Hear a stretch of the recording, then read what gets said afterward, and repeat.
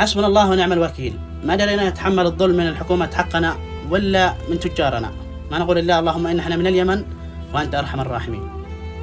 هذا أخونا سعيد بن ناقي طارش. سعيد بن ناقي طارش. أخونا شغال في شركة بن عوض النقيب ورزد الفخامة. حمل بضاعة مع شركة بن عوض النقيب ورزد الفخامة.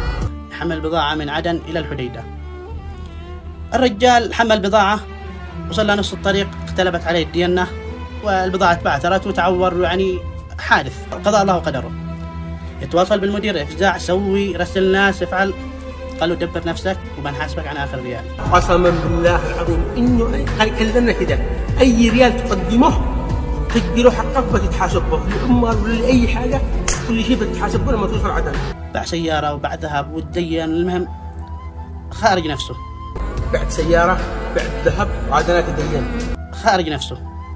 ووصل البضاعة الصالحة والتالفة، يعني وصلها للحديدة، سوى اللي عليه. رجع لعند المدير، حاسبني. يا جماعة ما وصلت لعند الوكيل ودخلنا عند المدراء، ما وصلوناش حتى صاحب الحق. صلوا علي الوراق، صلوا علي البوليس، قالوا ما في أي حاجة، عادوا عندك 7 مليون. شوفوا لوين وصل بنا الظلم. المهم أنا ما عمري تكلمت بهذه القضايا، كنت من أول أتكلم وحضروا علي حسابي الأول وبطلت، لكن القهر اللي شفته في هذا الرجل هو من أجبرني إني أتكلم. يعني بدل ما يوقف معي يزيد ينكبنا قدر منكوب، يزيد ينكبنا.